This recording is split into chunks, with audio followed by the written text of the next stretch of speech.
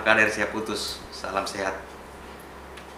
Pada kesempatan hari ini, renungan mingguan atau Remi Bida Muda edisi 21 Juni hingga 27 Juni 2020. Pembacaan Alkitab yang terambil dari Roma 6 ayat pertama hingga ayatnya ke-14. Sekali lagi, Roma 6 ayat pertama hingga ayatnya ke-14. Kalau kita sudah dapat pembacaan kita hari ini, biarlah Alkitab kita tetap terbuka dan kita mohon pertolongan dari Tuhan. Kita berdoa. Terpujilah namamu ya Bapa. Terima kasih Engkau telah sudah menuntun aktivitas kami mulai dari pagi hari hingga pada sore hari ini. Dan sore hari ini ya Bapa, kami akan membaca dan merenungkan firman-Mu. Tuhan tuntun dan sertai kami, buka akal dan pikiran kami, agar apa yang kami baca ya Bapa boleh tertanam dalam akal kami dan guna untuk kami pakai dimanapun kami berada ya Bapa. Pada hamba-Mu yang akan berkata-kata, Tuhan tuntun dan sertai, agar dapat berkata-kata seturut dengan kehendak-Mu. Dalam nama Tuhan Yesus kami sudah berdoa dan mengucap syukur. Amin.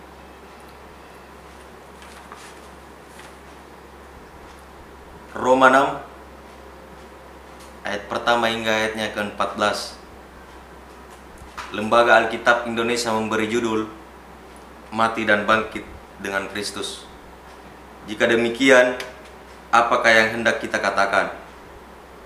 Bolehkah kita bertekun dalam dosa supaya semakin bertambah kasih karunia? Sekali-kali tidak. Bukankah kita telah mati bagi dosa? Bagaimanakah kita masih dapat hidup di dalamnya? Atau tidak tahukah kamu bahwa kita semua yang telah dibaptis dalam Kristus telah baptis dalam kematiannya? Dengan demikian kita telah dikuburkan bersama dengan Dia oleh baptisan dalam kematiannya, supaya sama seperti Kristus telah dibangkitkan dari antara orang mati oleh kemuliaan Bapa, demikian juga kita akan hidup dalam hidup yang baru. Sebab jika telah menjadi satu dengan apa yang sama dengan kematiannya, kita juga akan menjadi satu dengan apa yang sama dengan kebangkitannya. Karena kita tahu bahwa manusia lama kita telah turut disalibkan, supaya tubuh dosa kita hilang kuasanya, agar jangan kita menghambakan diri lagi kepada dosa. Sebab siapa yang telah mati, ia telah bebas dari dosa. Jadi jika kita telah mati dengan Kristus, kita percaya bahwa kita akan hidup juga dengan Dia. Karena kita tahu bahwa Kristus sesudah Ia bangkit dari antara orang mati, tidak mati lagi, maut tidak berkuasa lagi atas Dia. Sebab kematiannya adalah kematian terhadap dosa, satu kali dan untuk selama-lamanya. Dan kehidupannya adalah kehidupan bagi Allah. Demikianlah hendaknya kamu memandangnya, bahwa kamu telah mati bagi dosa, tetapi kamu hidup bagi Allah dalam Kristus Yesus. Sebab itu, hendaklah dosa jangan berkuasa lagi di dalam tubuhmu yang fana, supaya kamu jangan lagi menuruti keinginannya. Dan janganlah kamu menyerahkan anggota-anggota tubuhmu kepada dosa untuk dipakai sebagai senjata kelaliman. Tetapi serahkanlah dirimu kepada Allah sebagai orang-orang yang dahulu mati, tetapi yang sekarang hidup. Dan serahkanlah anggota-anggota tubuhmu kepada Allah untuk menjadi senjata-senjata kebenaran. Sebab kamu tidak akan dikuasai oleh dosa, karena kamu tidak berada di dalam hukum Taurat, tetapi di bawah kasih karunia. Demikian pembacaan kita pada kesempatan hari ini. Namun sebelum kita melanjutkan, kita mendengarkan pujian dari Bukti Kebesaran-Mu.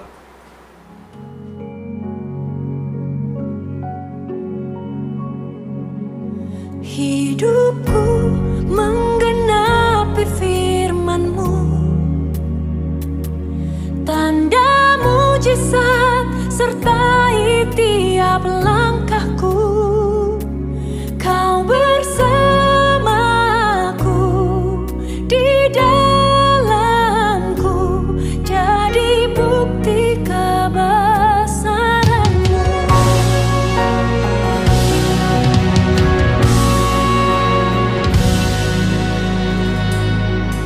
Tuhan, Kau sempurna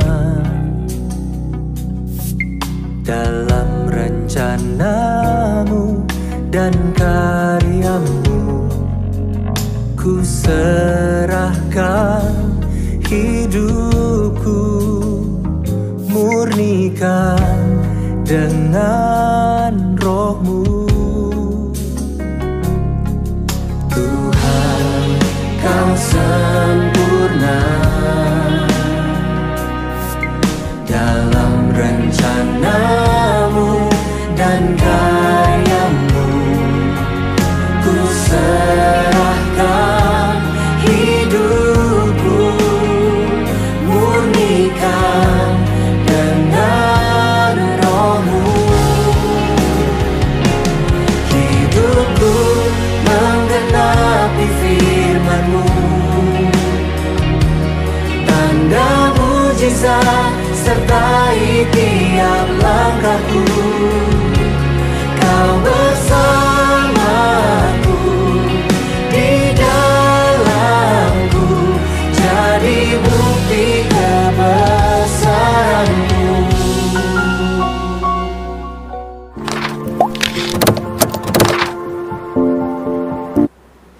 Saudara-saudari, tema tuntunan Bina Muda pada saat ini menjadi agen J. Mulai saat ini, Anda akan menyesuaikan diri dengan identitas yang kami berikan kepada Anda. Anda hanya akan berpakaian dengan pakaian layanan khusus MIB. Anda telah dilatih dalam penggunaan teknologi, kendaraan, dan persenjataan yang disetujui MIB. Anda tidak boleh menonjol dengan cara apapun. Anda bukan lagi pakaian dari sistem dunia. Ini adalah perkataan agen O ketika menerima M menjadi salah satu agen di film Men in Black International. Saudara-saudari, Paulus menegaskan hidup sebagai orang yang telah menerima kasih karunia dari Allah. Tidak ada pilihan lain selain menyesuaikan diri dengan hidup pilihan Allah. Jemaat ketika telah mati bagi dosa, tidak dapat lagi hidup di dalamnya. Oleh karena setiap orang percaya telah dibaptis dalam kematian dengan Kristus. Dengan demikian, jemaat telah hidup dalam hidup yang baru. Kematian Kristus yang sekali untuk selamanya bukan kematian untuk dirinya sendiri, tetapi kematian yang membawa serta setiap orang yang percaya kepadanya, sehingga ketika dia mati dan dibangkitkan, maka jemaat telah bersama Kristus. Artinya segala kelakuan yang jahat sebelumnya bukan lagi menjadi bagian dari dirinya, tetapi menjadi bagian yang tertinggal terpaku di kayu salib. Jika dosa adalah bagian dari hidup jemaat yang lama dan harus ditinggalkan, maka kematian Kristus telah menggantikan identitas jemaat.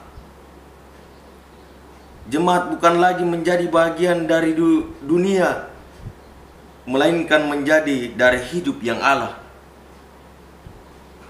Tergantinya identitas diri berarti mengganti kuasa dalam diri.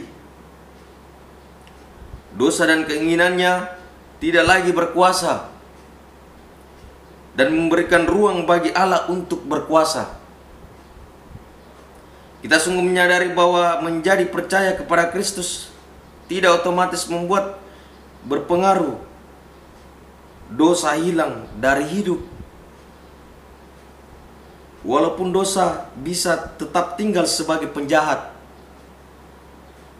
meskipun ia bisa mempengaruhi pikiran dan hati kita, namun kita tidak boleh membiarkan dosa bertata sebagai raja, mengambil alih kehidupan kita. Jangan biarkan dosa mengambil alih untuk menentukan keputusan dan pertimbangan atau menentukan isi hati kita. Sekarang kita memiliki identitas yang sama sekali baru. Kita bukan lagi menjadi bagian dari hidup dunia ini, tetapi menjadi bagian dari hidup di dalam Allah. Dengan demikian, kita tidak memiliki pilihan lain selain menyesuaikan diri dengan hidup yang dikehendaki oleh Allah. Saudara-saudari, anggota-anggota tubuh kita, mata, otak, tangan, kaki, mulut, telinga, dan semuanya bukanlah alat dari dosa untuk memuaskan keinginannya.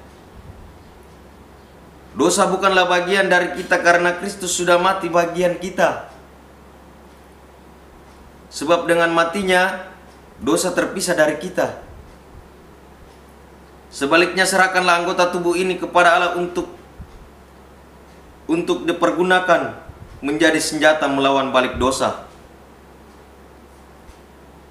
dan keinginannya yang jahat. Tuhan telah memperlengkapi kita dengan senjatanya untuk melawan kekuasaan dosa, yaitu Roh Kudus. Bahkan lebih daripada itu, kita adalah senjata Allah sendiri untuk melawan dosa. Ketika hidup ini kita serahkan sepenuhnya kepada kekuasaan Allah, kita melawan kekuasaan dosa dengan kebenaran. Pakaian kita bukan lagi pakaian dosa, tapi pakaian kebenaran. Pakaian kita bukan lagi pakaian dosa, tapi pakaian kebenaran. Kita tidak bisa lagi kembali menjadi hamba dosa. Namun sebaliknya, jadikanlah hidup kita menjadi senjata untuk melawan si iblis. Allah mengganti hukuman dengan kasih karunia sebab Allah tahu hanya dengan itu kita mampu bergulat melawan kekuasaan dosa. Tuhan menjadikan kita agen J yang membawa kasih karunia itu juga di dalam hidup ini. Amin firman Tuhan. Untuk mengakhiri remi kita pada saat ini, mari kita berdoa.